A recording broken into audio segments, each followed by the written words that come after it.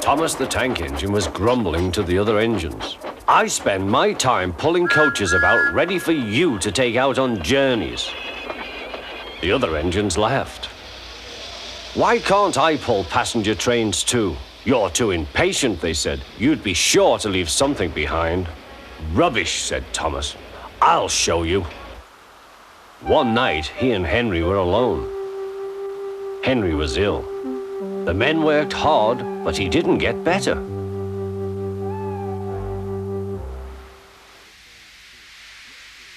He felt just as bad next morning. Henry usually pulled the first train, and Thomas had to get his coaches ready. If Henry is ill, he thought, perhaps I shall pull his train. Thomas ran to find the coaches.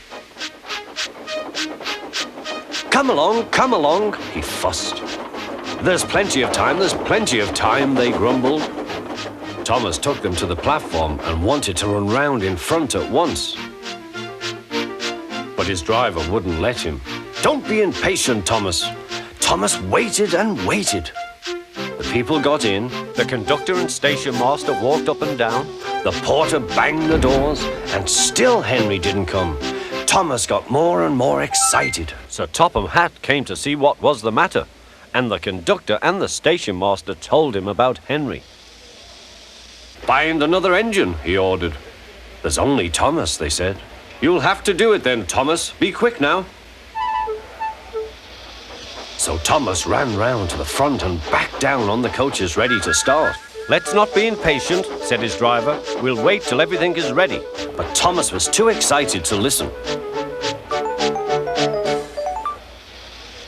What happened then, no one knows. Perhaps they forgot to couple Thomas to the train, or perhaps the driver pulled the lever by mistake. Anyhow, Thomas started without his coaches. As he passed the first signal tower, men waved and shouted, but he didn't stop. They're waving because I'm such a splendid engine, he thought importantly. Henry says it's hard to pull trains, but I think it's easy. Hurry, hurry, hurry, he puffed, pretending to be like Gordon. People have never seen me pulling a train before. It's nice of them to wave, and he whistled. Peep, peep, thank you.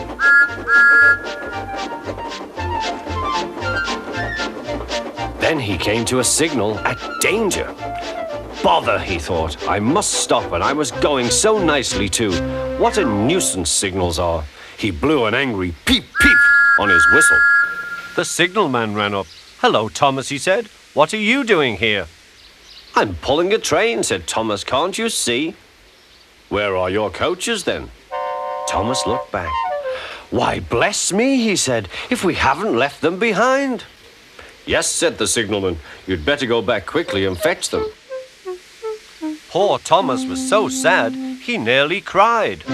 Cheer up, said his driver. Let's go back quickly and try again.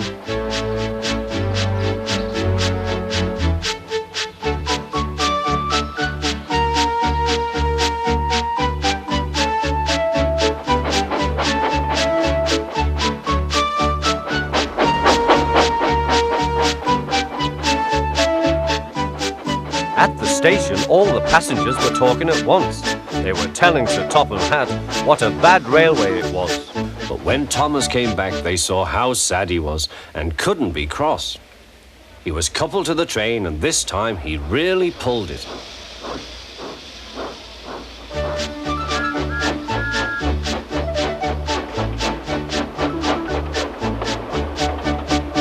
Afterwards, the other engines laughed at Thomas and said, Look, there's Thomas who wanted to pull a train, but forgot about the coaches.